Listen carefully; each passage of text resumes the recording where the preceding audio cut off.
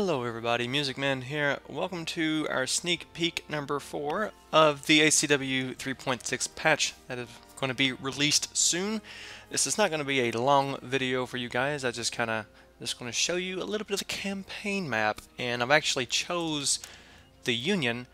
I did that for good reason, because I want to, there's some other stuff that I was wanting to show you that is also included in this new patch. Now you do have short campaign and long campaign.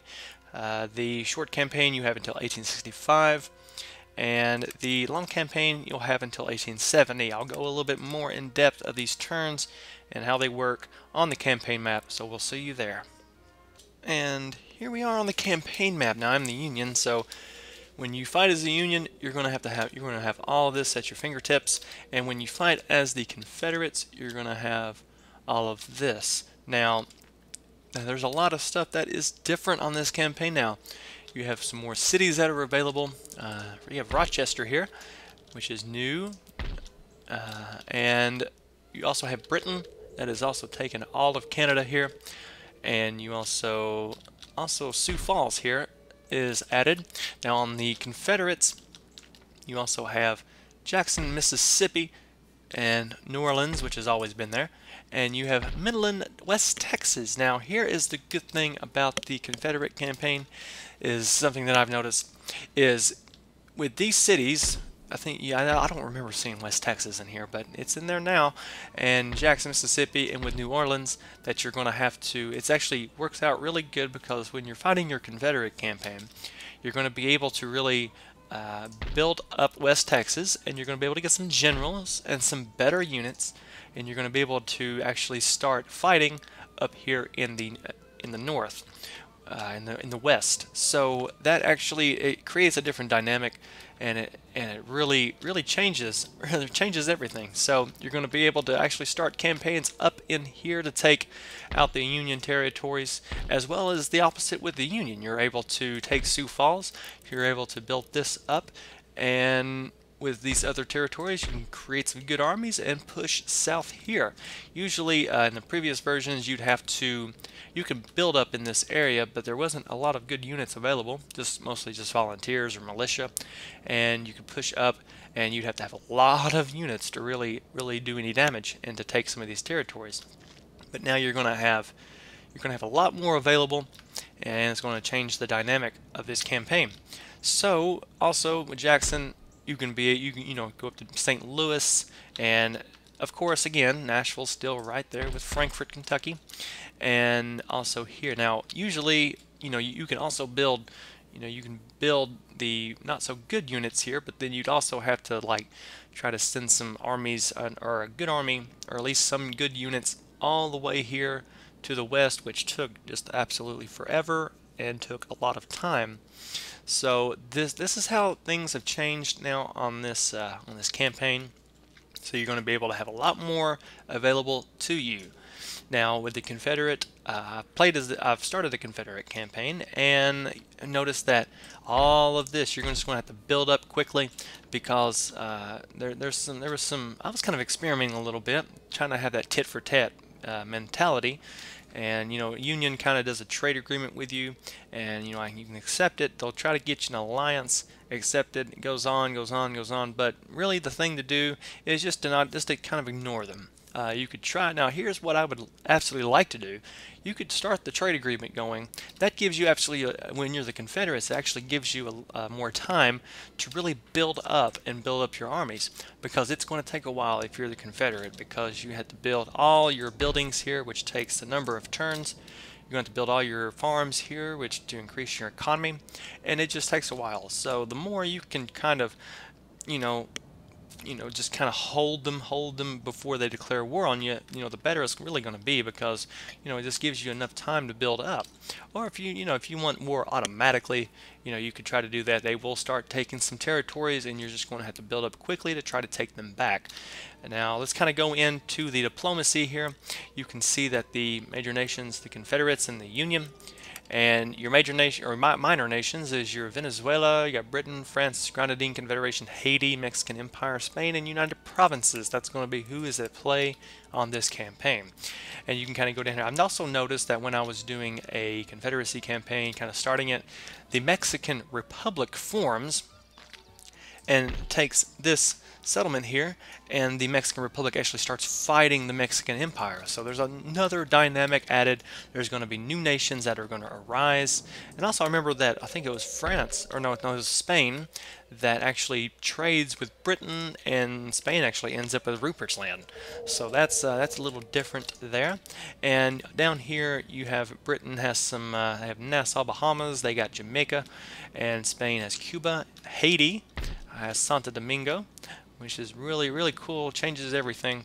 You got France here in the Leeward and Windward Islands. You have, they also have French Guiana. United Provinces has Dutch Guiana and Punta. Spain also has Trinidad and Tobago. And Bolivia Republic of Venezuela is right here. They have New Andalusia. And Grenadine Confederation has New Granada and Panama.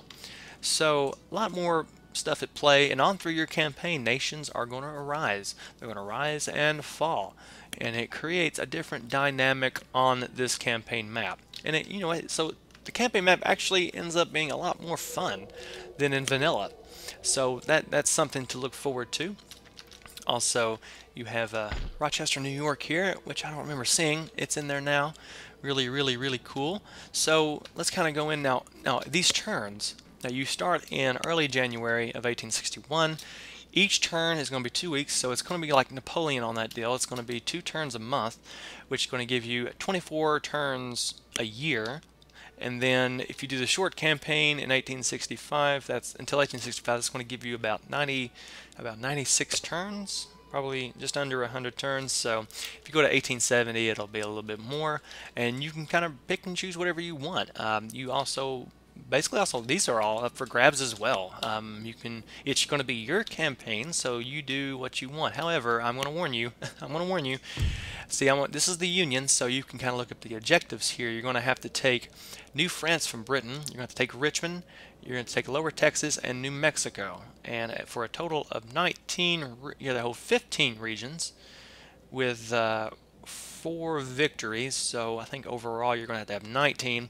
Now that may seem, oh, that's going to be way too easy. Well, probably as a Union, because you're going to have a lot more units, but you're still going to have to build up a lot. As you can see, a lot of stuff to build up here, and more army. You're going to have to build up your armies, so it's going to take a while. And as the war starts, you're going to take territory, they're going to take territory, and just taking these four territories here for your victory, it's going to be a challenge. As well as with the Confederates, you're going to have to take a couple. I think you're going to have to take Missouri. You're going to have to take Washington. May have to take Ohio. Oh, Lancaster, Ohio. That's new. That's cool. Very interesting. So just don't get fooled. Don't get fooled just because you have only 4 more regions to take for victory. Don't let that fool you, because when the war starts, they're going to take territories. You're going to have to take them back. You're going to have to make a push. It's going to be very hectic.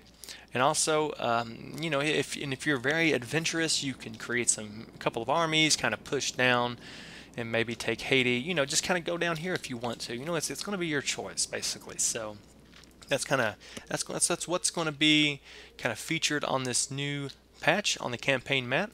And let's see, anything else? Your ministers here that you are automatically given. Now the thing is, with me, I'm not a big fan of these 3-star people. I want, like that right there, that's what you want. You want these big stars because it helps, increases everything. So pretty much I will probably, get rid of these people and start getting some better stars. Or you can keep them, if you want to, for historical purposes, but it's your choice. You're going to have a lot more to do.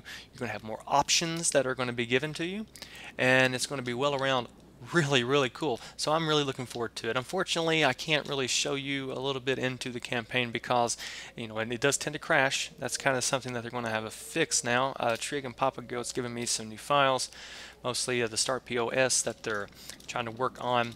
And sometimes, I've noticed that the campaign now is starting to crash on me, and when you go into a battle from the campaign map, It does tend to crash as well.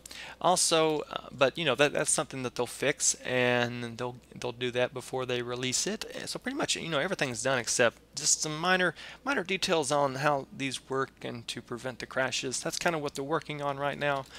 Also, I wanted to show you this, guys. We do have naval abilities. We have the first-rate steam frigate available. Now, as you increase your, let's kind of look and see what's available here. Your first-rate steam frigate. You got your second rates, your first-rate sail frigate, also the second rate, fourth-rate paddle steam frigate. Now, that's pretty cool. That looks absolutely, you know, I'd like to see that in action. And then you have your fourth-rate paddle steam frigate, howitzer gunboat. Now, that looks really cool. That kind of tells me that there might be some explosions going on here on this on these naval battles. Mortar schooner, that looks pretty cool. And your third-rate sloop of war, that looks pretty cool as well. But you know, you should be able, you know, when you actually upgrade this, most of everything is going to be still available to you. But I think you should be able to, when you upgrade your stuff. Now the thing is, I don't know if there are going to be any more naval units available. I'm sure there might be, but that's kind of something that we're going to have to wait on and see. Unfortunately, I'm not going to be able to show you guys a naval battle here because it's going to take forever to really build this up, get these units, and see the lowest unit you have here is these mortar schooners and the howitzer gunboat. They take 2 turns, but you just don't want those. You want some frigates as well.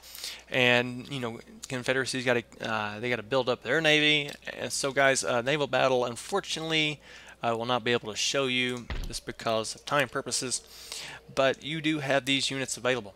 And also you're going to have naval battles that you're going to be fighting. So that is a big step and a huge addition into this new patch that is going to be soon released. So changes the dynamics of everything, changes more of the story, and it really dives the gamer a little bit deeper, and you know, just gives you more of a sense of really immersion. Gives you, it's more immersive. So that's something to really look forward to. I'm excited about it. So all this at your fingertips, guys. It's looking really awesome. I'm excited. I hope you are. So unfortunately, no naval battle. I can't show you that. But you know, when we get to the campaign, when it's full released, I will start the Confederacy first, and you know, we'll just build up and we'll see what happens on the naval battles, because I'd like to show you that as well, because that's going to be a big step that's going to be added. Anyway, no research, of course, but you will have some, you know, your colleges that you're going to have to upgrade. But you know, pretty much, unfortunately, no research available here, which also tells me that your gentlemen, I don't think there's just going to be gentlemen involved here, or Asians for that matter. But you know, that's okay. You know, that's okay.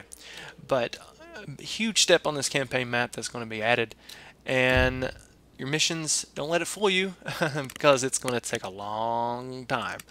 So also what I wanted to tell you guys is that I know that, you know, a lot of you were relying on the RTI 3, I guess, but with this mod, you're really going to have Warpath for this new patch, guys.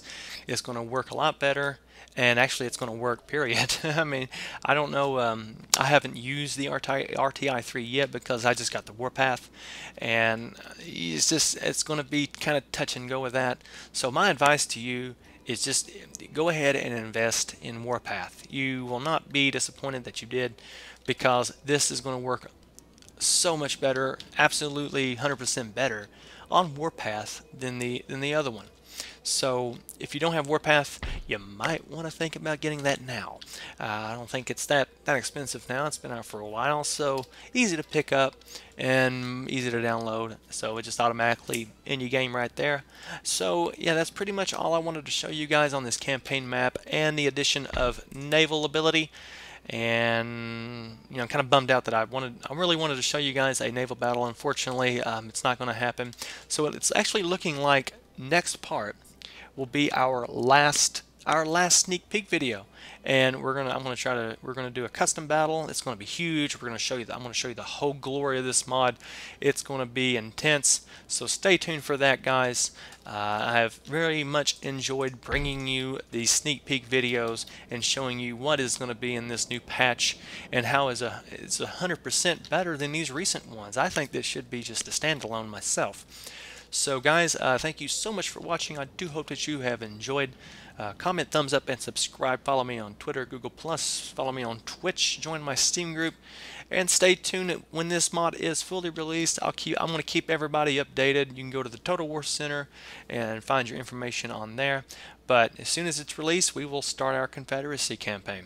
So guys, stay tuned for our last part 4, or no, this is part 4. Part 5 will be our last part, and we will go out with a bang. So do hope that you've enjoyed, guys. Thank you so much for watching. We will see you next time.